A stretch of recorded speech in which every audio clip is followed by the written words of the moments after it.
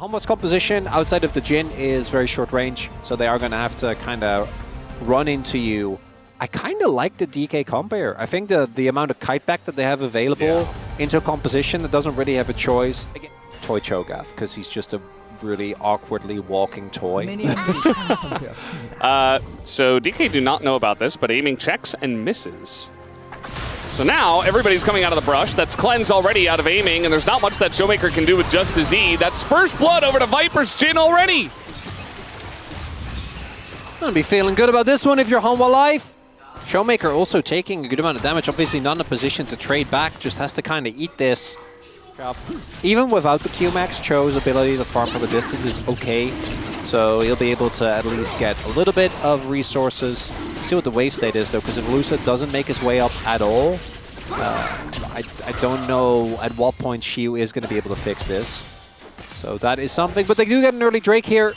Does DK for their troubles. Yeah, trouble. Yeah, he's definitely dead. Yeah. Well, we'll see if he can outplay to maybe take a kill. I don't think he can clear the wave from a distance. Oh, they're trying to dive here. As Lucid just going on the bottom side. You see the ult come in. That's first blood, or rather second blood, going over to DK. And Shiu not dying just yet. The damage is not there. Zeka not gonna be able to tank it up. Has to back, and Delay goes down too as Showmaker Roamorp to the top lane picks up a free one. As notorious tank hater Jhin. Yeah. Talia, both Talia and Peanut will still be fine, right? Wukong does kind of shred through tanks once he gets his core, but not going to be getting too much. And DK are setting up and are going to get this second Dragon Veldes, and as long as it's not Chemtech, Ocean. I guess Ocean also is a little. It's Chemtech. Well, I know we're getting the cam, right? We have to. This is a Nico getting engaged on here. Beryl not in a great spot, but he is just going to walk this. Okay, aiming, not going to block for that. Seemed like a very straight up one, but he elected not to. Instead, he said, I'm the 80 carry. I'm not going to block for you.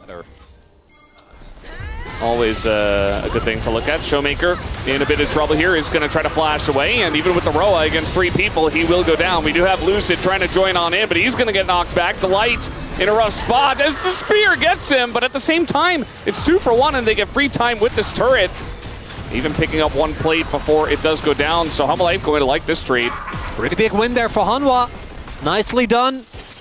Able to both punish Showmaker and then Lucid in an attempt to save his mid laner. Ends up going down. Viper, I think, picked up an assist there as well. Would have gone over the wall, but unfortunately... If he gets over the wall, maybe. But if he doesn't and gets bounced, then probably not. Delight just dies here. Not sure exactly how that originated, but it does mean that this Rift Herald will go over to DK. Still a very close game in terms of gold, but DK are getting all the objectives. Well, they also can turn this, I think, into Dragon Pressure, right? Because it's very early on still, so you can play for this topside turret because the light is dead. Zeka. That was very unnecessary. Well, Hanwha, okay. DK are actually playing the map well. They have double globals, right? I want to give them credit for that, even though Hanwha Life found a nice counterpunch on bot. We do have a setup here for the first Chemtech Drake. Rift Herald going mid for pressure. And Hanwha Life, I mean, this is just 1 Drake. We'll see if they do. This is the Realmorph comes in. He's just gonna, not eat it. Messes up the timing, but it's still a fight that is good for DK. Zeka in a lot of trouble. Some shots do go into the Cho'Gath though, as they finally do take out Zeka, but are they too deep is the question. Peanut gonna flash away, and Zeus is leading the charge here. Beryl in a very awkward spot, and should eventually be taken down. But look at the right side of this fight as a bunch of damage going into Delight. Lucid just trying to survive. He gets chopped down by the Wukong. And now Showmaker going 1v3. Not the best spot for him. Should eventually be taken down. Double kill, and the Root comes in onto aiming. But he is Ezreal, and he gets away. Hanwha Life with a big punchback point. And Shiu, we see how long it takes to get him down. But because he's isolated from the rest of his team, his tankiness doesn't really have any inherent value, and that is going to be a big counter punch. A lot of turrets being taken there as Zeka, I think on the receiving end of an ultimate, but he just walks it off. And it would have been a lot better, but instead they try to salvage a situation and it doesn't work. Now, speaking of Beryl dying, they're going to let him die this time. There's no turret in mid, no turret in top. Hanwha Life got that after the Drake fight, so... In at least a little bit of danger as a blue buff fight? In my LCK? Our teams love fighting over blue buff nowadays. Maybe a deep TP from Showmaker? All right, well, the blue buff's going for a little walk as the TP is not very deep, and now we have Lucid very deep in there as the Nico is going to peel very well for this, though. Hanwha Life are going so deep into this jungle. Ryze is here. Now, Ryze does get here. Barrel the first to go down, but that's just Barrel. But now Xiu in the front line can't do anything, just 100-0 in a stun lock position. Delight, though, is just going to die. Don't know how Lucid managed that, but now the root comes down, and Viper will collect as this Jhin 5-0-5. Nobody has dealt with him yet. Showmaker, that would have been enough to try and turn the tides, but not going to be the case. And now Hanwha Life, but certainly picking up this Otacon, get the soul point. But if they don't deal with Viper, they are not winning. If Viper did use his flash, that is a big deal. Yeah.